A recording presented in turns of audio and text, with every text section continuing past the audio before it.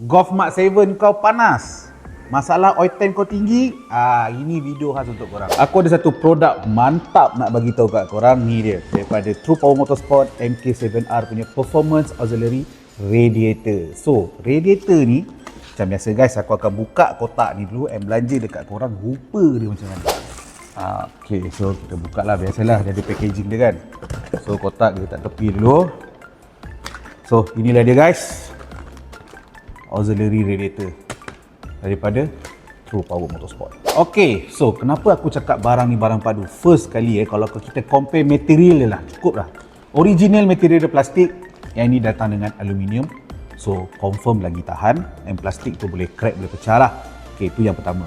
Yang kedua, kalau kau tengok daripada side tepi ni, dia lagi tebal, lagi besar daripada yang ori.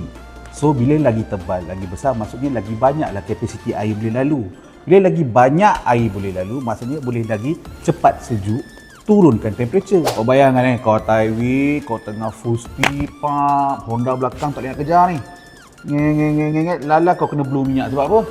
Oil tank kau dah mengecik-ngecik, dah tinggi ni tu. Aduh. So inilah ubat dia guys. And benda ni kalau kau tanya aku sangat sesuai untuk kereta-kereta mana yang dah upgrade, yang dah tune, yang tukar turbo whatsoever semua. Barang ni is a must. And produk ni juga dia datang dengan dia punya shield kat depan ni. Kau nampak aluminium juga. And kalau kau perasan ada 1, 2, 3, 4. Ni kau boleh pakai balik korang punya shroud angin yang lama tu. Original kereta boleh pakai balik. And pastinya barang ni adalah plug and play. So tak perlu kau nak modify bagai-bagai ke apa, tak perlu. Macam kata kat gambar atas ni, ini contoh gambar barang yang aku dah pasang dekat kereta aku sendiri. And memang aku dah feel dia punya perbezaan dia. Sebelum ni oil tank aku bila aku gembat ke apa ke dalam 100, 102, 105 macam tu.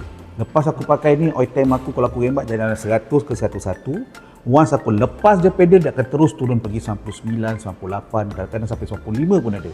Bergantung pada cuaca kat luar juga. Macam mana kau nak dapatkan barang baik ni? Kau boleh datang dekat Vox Maniac Garage. Aku pun dah cakap panjang lebar dah. Korang jangan lupa like, comment, follow and share. Tekan button save sekali. Okay? And kalau korang ada masalah dengan kereta koti korang, kau tahu datang mana kan? Datang dekat Vox Maniac Garage. Session 16 Syaklam. Kalau kau tahu datang macam biasa, pergi kat bio, tekan link confirm korang sampai. And final guys, macam biasa nak pakai kereta laju, maintenance kena pada. Ciao.